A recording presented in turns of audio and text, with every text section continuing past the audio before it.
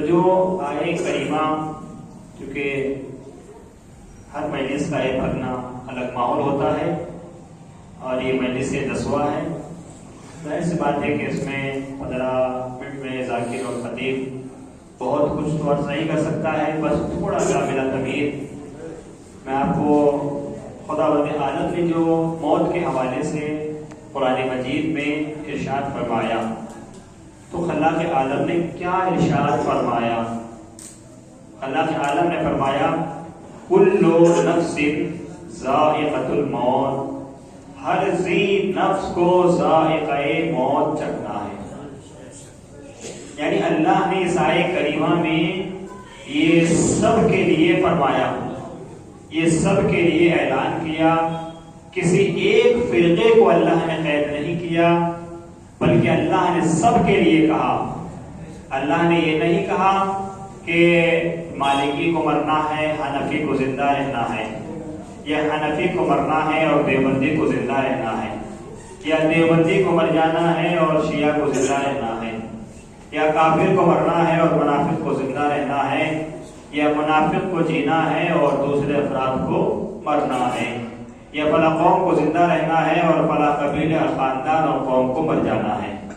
تو اللہ نے اس آیے کریمہ میں کسی ایک کی قید نہ لگائی، بلکہ اللہ نے کلی اعلان کیا، کل نفس ذائقۃ الموت، ہر ذی نفس کو مر جانا ہے، ہر ذی نفس کو ذائقہ موت رکھنا ہے۔ اگر آپ خلاق عالم کی اس پوری یونیورس اور پوری کائنات کو دیکھیے گا اور اوراق گردانی کریے گا اور ساری مخلوق پر اگر آپ اپنی نگاہ کو دوڑائیے گا تو آپ کو پتہ چلے گا کہ چاہے نباتات کی دنیا ہو اور چاہے جمادات کی دنیا ہو، چاہے انسان کی دنیا ہو، چاہے جنات کی دنیا ہو، ہر ایک کے یہاں تصور موت اور حیات پایا جاتا ہے۔ جیسے پھول کی رنگت اور پھول کی خوشبو کا باقی رہنا یہ پھول کا تصور حیات ہے، اور پھول کی رنگت اور خوشبو کا ختم ہو جانا یہ اس کے لیے تصور موت ہے۔ ایک درخت کا سر سبز و شاداب رہنا اور صبر آور ہوتے رہنا یہ اس کی حیات کی علامت ہے، اور اس کو ثمر آور نہ ہونا، سوکھ جانا یہ اس کی موت کی علامت ہے۔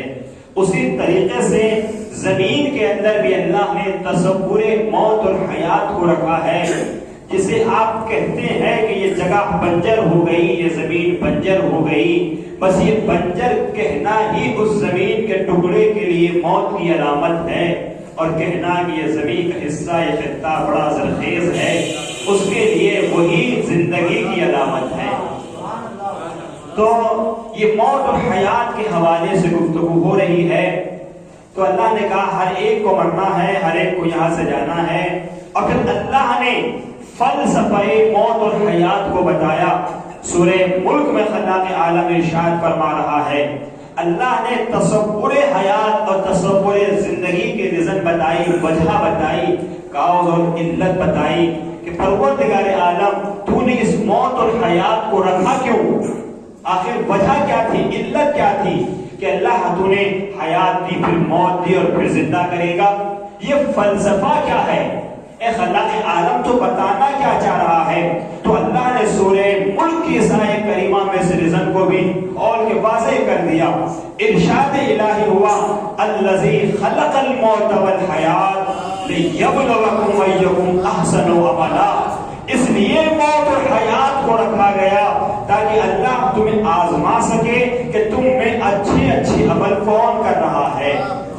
تب سوال ہو سکتا ہے کہ موت اور حیات کی تعریف کیا ہے؟ تو اس آیے کریمہ کے آئینے میں اس کے معنی یہ ہوئے کہ عمل خیر کا نام حیات ہے اور عمل بد کا نام موت ہے۔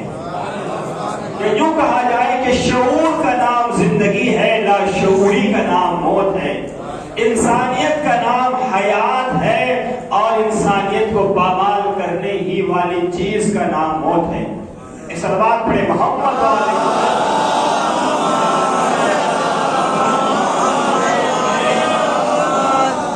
تبھی تو مجھے ایک شاعر اہل بیت محسن تو صاحب کی 4 مصرے یاد آ رہے ہیں. انہوں نے پورا قبر کا منظر ان 4 مصروں میں بیان کیا. بہت تیزی کے ساتھ میں یہ سفر طے کر رہا ہوں. وہ اپنے 4 مصروں میں کہتے ہیں ہم شرابی نہ کبابی یہ خبر ہے ہم کو. تھوڑا ساتھ دیجیے گا ورنہ پھر میں 15 منٹ سے مجھے آگے جانا پڑے گا. ہم شرابی نہ کبابی یہ خبر ہے ہم کو. زندگی ہم شرابی نہ کبابی یہ خبر ہے ہم کو. اپنے مومن کے لیے حق کے ولی آتے ہیں. اپنے مومن کے لیے حق کے ولی آتے ہیں اور زندگی وار کے اس واسطے سے پہنچے ہیں یہاں. قبر میں ہم کو یقین ہے کہ علی آتے ہیں.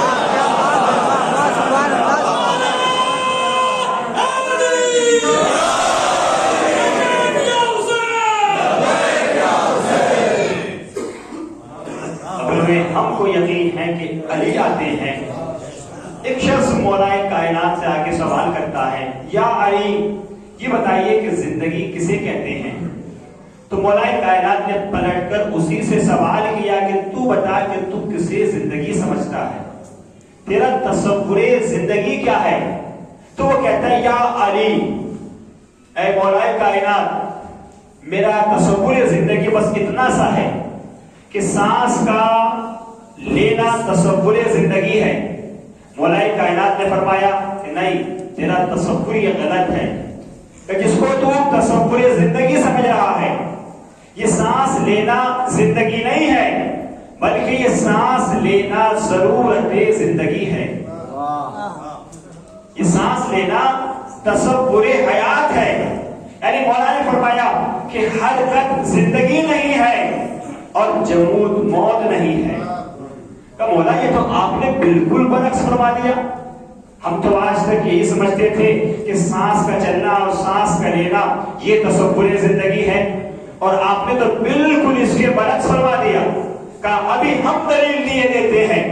اب مولا کائنات نے پلٹ کر سوال کیا کہ یہ بتائیے کہ جب کل انسان شکم مادر سے دنیا میں قدم رنجا ہو رہا تھا تو انسان کیا کر رہا تھا. کہ یا علی انسان رو رہا تھا. کہ ہر انسان چاہے مومن ہو چاہے منافق ہو چاہے کافر ہو چاہے کسی بھی فرقے سے تعلق رکھنے والا ہو, ہر انسان جب پیدا ہوتا ہے تو پیدا ہوتے ہی وہ روتا ہے. اور اگر نہ روئے تو اب ڈاکٹر کوئی نہ کوئی طریقہ ایسا نکالتے ہیں, اس کے نوچتے ہیں یا چٹکی بھرتے ہیں یا اس کا پیر ہلاتے ہیں. کیوں کہ یہ رویا نہیں ہے, اس کو رلائیے. میں نے کہا کیوں رلایا جا رہا ہے. اس لیے رلایا جا رہا ہے کہ اگر آج یہ روئے گا نہیں تو کل زندہ نہیں رہ سکتا. کیا بات میں نے کہہ دی قسم. یعنی سائنس نے بھی اس بات کا اعتراف کیا اور کہا کہ اگر آج یہ روئے گا نہیں تو پھر کل زندہ نہیں رہ سکتا.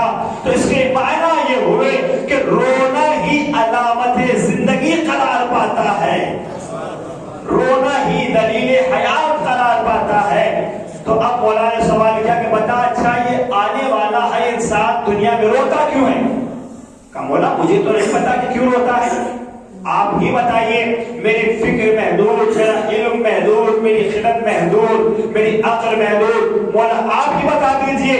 تو مولا کائنات نے اس کی ریزن بتائی, وجہ بتائی. کہ سن دنیا میں آنے والا ہر انسان پیدا ہوتے ہی روتا کیوں ہے.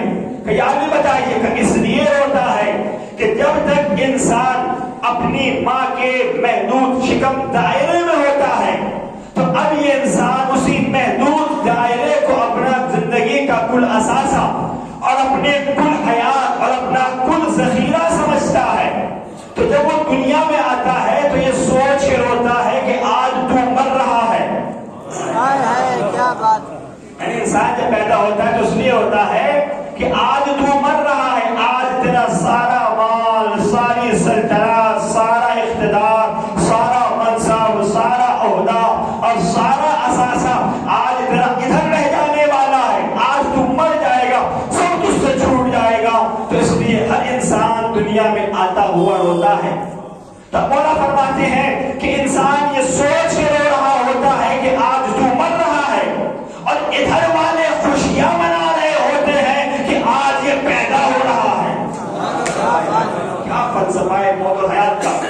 ادھر والے خوش ہو رہے ہوتے ہیں یہ سوچ کر کہ آج یہ پیدا ہو رہا ہے.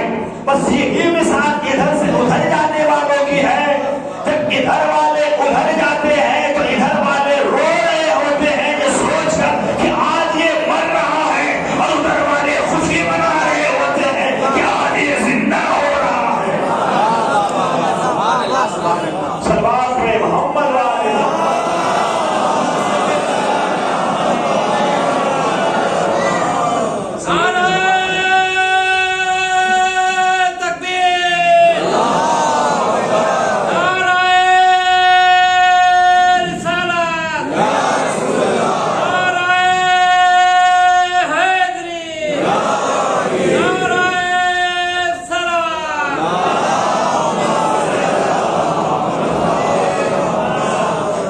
میسج اور میں ان چینلز کے ذریعے سے دینا چاہتا ہوں. سارے صحافت اور میڈیاز لگی ہوئی ہے تو تصور موت اور حیات کیا ہے. مثال کے طور پر میرا اپنے اسکول مجمع سے سوال ہوگا کہ آپ ایک دریا کے برج اور پل کے اوپر کھڑے ہوئے ہیں, اور جب آپ اس پل کے اوپر کھڑے ہوئے ہیں تو آپ نے دیکھا کہ اس دریا کے اندر پانی بہ رہا ہے. تو اب آپ نے دور سے دیکھا کہ کوئی انسان پانی کے دھارے کے اوپر بہتا ہوا چلا آ رہا ہے, کبھی وہ دھارے کے اوپر اور کبھی دھارے کے نیچے. تو اب میں نے اپنے دوست سے سوال کیا کہ یہ بتائیے جو سامنے انسان دریا میں پانی میں بہتا ہوا ادھر چلا آ رہا ہے, تو مجھے یہ بتائیے کہ یہ بہنے والا انسان زندہ ہے یا مردہ ہے. بتائیے جو بہتا ہوا پانی کے ساتھ چلا آ رہا ہے یہ زندہ ہے یا مردہ ہے. کہ قبلہ ہمیں تو نہیں پتا, آپ ہی بتا دیجئے کہ اس کا تصور حیات اور تصور زندگی یعنی موت کی علامت اور زندگی کی علامت اس میں کیا ہے, پہچان کیا ہے. تو میں نے کہا یہ دیکھیے اگر یہ پانی میں بہنے والا انسان پانی کے دہرا کے ساتھ ساتھ بہتا ہوا چلا آ رہا ہے تو مردہ ہے.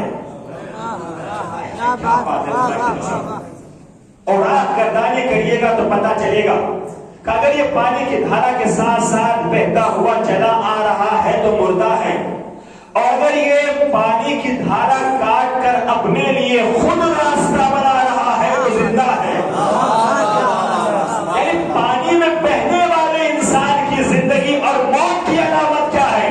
اگر دھارے کے ساتھ بہتا ہوا آ رہا ہو تو مردہ ہے, اور اگر دھارا کاٹ کے خود راستہ بنا رہا ہو تو پھر زندہ ہے. تو بس یہی علامت ہر قوم کی زندہ اور مردہ ہونے کی علامت ہے. اگر قوم گناہوں کی معصیت کاری کے دھارے پر بہ رہی ہے تو مردہ ہے, اور اگر اپنا راستہ دھارا کاٹ کے خود بنا رہی ہے تو زندہ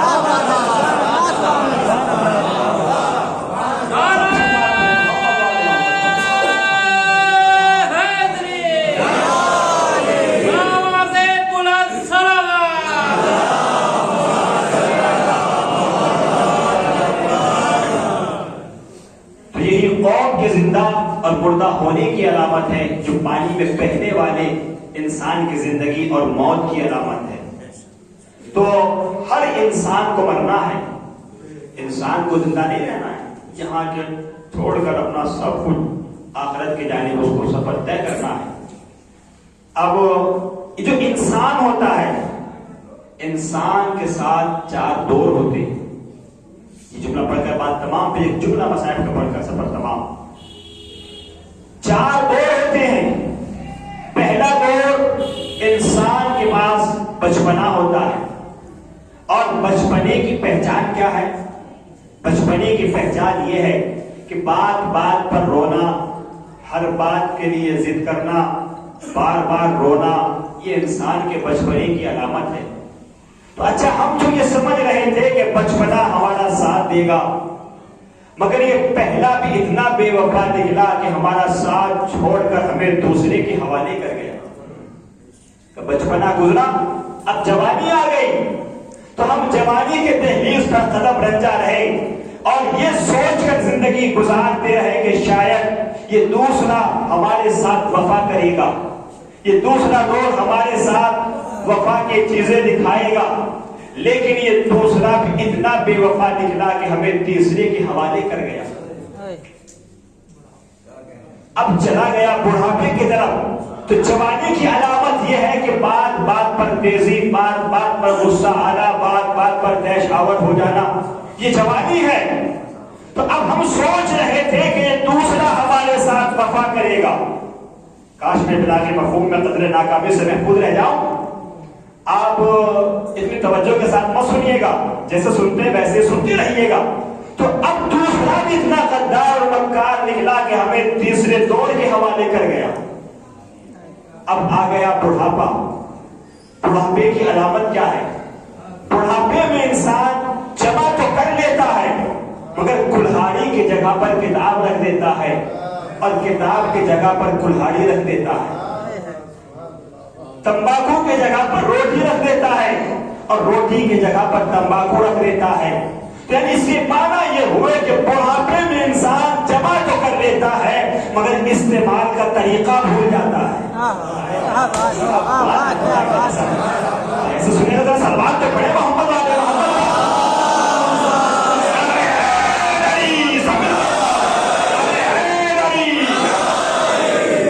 تو انسان بڑھاپے میں جمع تو کر لیتا ہے مگر ترتیب بھول جاتا ہے، ترتیب کو فراموش کر دیتا ہے. تو اب ہم سوچ رہے تھے کہ یہ تیسرا بڑا بے وفا نکلے گا مگر یہ تیسرا بھی اتنا بے وفا نکلا ہمیں چوتھے دور کے حوالے کر گیا. اور چوتھی چیز کا نام ہے موت. یعنی بچپنے نے ہمیں جوانی کے حوالے کیا اور جوانی نے ہمیں بڑھاپے کے حوالے کیا. بات تمام. اور اس بڑھاپے نے ہمیں موت کے حوالے کر دیا جس سے آپ ڈرتے ہو کہ موت نہ پہلا باوفا نکلا، نہ دوسرا باوفا نکلا، نہ تیسرا باوفا نکلا. اب یہ چوتھا دور کہ ہمیں موت کے حوالے کر دیا گیا کہ اتنا باوفا نکلا کہ محشر میں بھی ہمارے ساتھ، قبر میں بھی ہمارے ساتھ، میدان پر بھی ہمارے ساتھ، میدان پر بھی ہمارے ساتھ، شفاعت کے میدان میں بھی ہمارے ساتھ. یہ یوں کہا جائے کہ یہ کسی نے نہ کہا کہ بچپنا برحق، یہ کسی نے نہ کہا کہ جوانی برحق، یہ کسی نے نہ کہا کہ بڑھاپا برحق، لیکن یہ سب نے کہا، اللہ کے پیغمبر نے بھی کہا کہ موت برحق. اب اللہ سے سوال کیا گیا پروردگار حق کس چیز کا نام ہے؟ تو اللہ نے قرآن میں جواب دیا لا الہ الا اللہ ملک الحق المبین. یعنی کائنات میں سب سے بڑا کھلا ہوا حق اللہ کا نام ہے. یعنی کائنات میں سب سے بڑے حق کا نام کیا ہے؟ کائنات میں سب سے بڑے حق کا نام ہے اللہ. اور پیغمبر اسلام نے فرمایا الحق مع علی ولی مع الحق. حق علی کے ساتھ ہے، علی حق کے ساتھ ہے. تب یوں بھی کہیے گا کہ اللہ علی کے ساتھ ہے، علی اللہ کے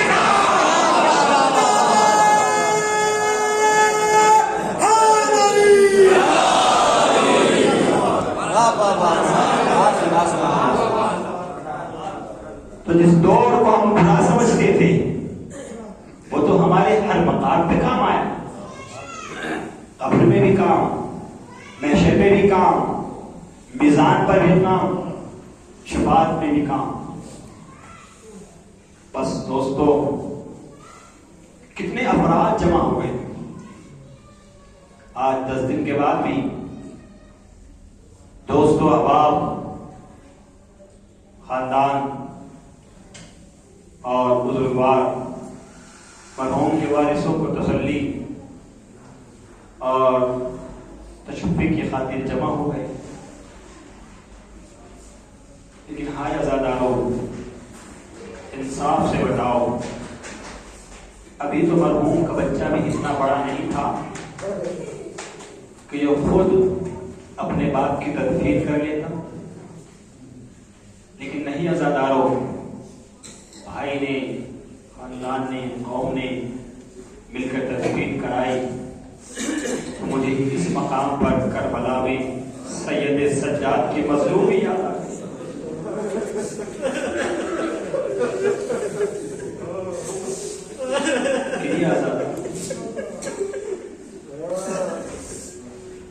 سال میں جوان بیٹا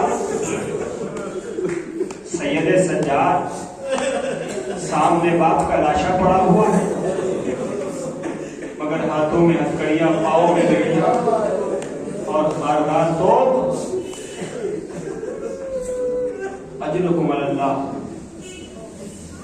हाय अज़ादारो, उसके बाद में आपने मरहूम के भाई को और बच्चों को तसल्ली दी, सीने से लगाया। कितनी दूर दूर से लोग मिलने के लिए आ गए, मगर हाय अज़ादारो, मैं कहूँगा मरहूम के भाई अंजुम जाफरी साहब, इस मकाम पर मुझे करबला के मैदान में करबला वालों की मजलूमी याद आ गई, सकीना की मजलूमी याद आ गई। सकीना अगर अपने बाबा को याद करके रोना भी चाहती थी तो बच्ची को तमाचे लगाए जाते थे, ताज़ियाने मारे जाते थे।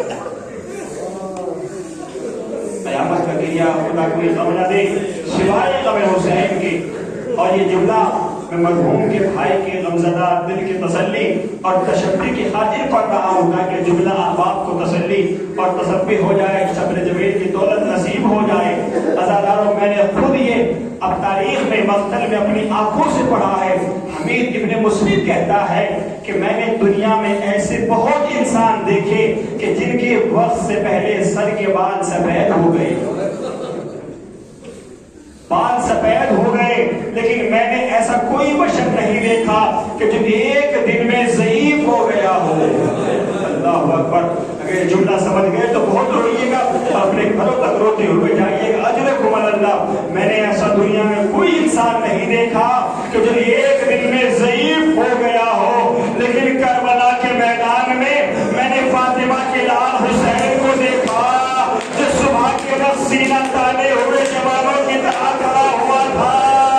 अरे जब दोपहर का वक्त आया तो हुसैन कमर पकड़े हुए कह रहे थे, ऐना ऐना की अब्बास, अलाल इनका साज़ारी, ऐ मेरे भाई अब्बास कहाँ हो? तुम्हारे मर जाने से भाई की कमर टूट गई। अजरुकुम अल्लाह। इसके बाद ये हो गए कि भाई भाई के लिए कमर होता है। अल्लाहु अकबर। बेटा आंखों के ठंडक होता है और भाई कमर होता है। अगर किसी का बेटा मरता है तो आंखों की बीनाई चली जाती है, अगर भाई मरता है तो कमर टूट जाती है। हाँ ज़ादारो, जब ये काफिला मदीने में आया तो एक मर्तबा बशीर कह रहा था, ऐ मदीने वालों, मदीना रहने के काबिल नहीं रहा, इसलिए कि तुम्हारा सरदार हुसैन मारा गया। अज़ादारो, एक मर्तबा बशीर ने अगला फिक्रा कहा, ऐ मदीने वालों, तुम्हारा अब्बास मारा गया। अजरुकुम अल्लाह। अज़ादारो, इतने में मदीने की औरतों ने सरो सीना पीट कर कहा, ऐ बंदे खुदा खामोश हो जा, ये अब्बास की मां उम्मुल बनीन आ गई है। अजरुकुम अल्लाह। अज़ादारो, एक मर्तबा उम्मुल बनीन ने कहा, ऐ बंदे खुदा, मैं अब्बास को नहीं पूछ रही हूँ, बस इतना बता दे कि मेरा हुसैन आ गया। आखिरी फिक्र। अजरुकुम अल्लाह। आपकी आवाज़ें बुलंद, खुदा कोई गम न दे सिवाय गम हुसैन के। हादा नारे। एक मर्तबा उम्मुल बनीन सैयद सज्जाद के पास आई और आकर सैयद सज्जाद से कहा, मेरा हुसैन। सैयद सज्जाद ने कहा, अम्मा अब्बास मारे गए, हुसैन मारे गए। अज़ादारो, एक मर्तबा उम्मुल बनीन ने आखिरी सवाल किया, ऐ मेरे लाल सज्जाद, मुझे इतना बता दो कि जब मेरा अब्बास मारा गया तो हुसैन अब्बास से राजी था या नहीं? अजरुकुम अल्लाह। हुसैन अब्बास से राजी भी गया है या नहीं? भाई भाई से राजी भी था या नहीं? सैयद सज्जाद ने कहा, नहीं अम्मा, हुसैन अब्बास से बहुत राजी थे। कभी दलील क्या है? कि अम्मा, जब हमारा काफिला करबला से शाम की तरफ जा रहा था तो शिबने वलून उमर सास से कह रहा था, जब मैंने करबला के मैदान में हुसैन के सूखे गले पर पहली ज़रबत को लगाया तो मुझे आवाज आई, या अल्लाह। दूसरी ज़रबत को मारा तो आवाज आई, अम्मा। तीसरी ज़रबत को मारा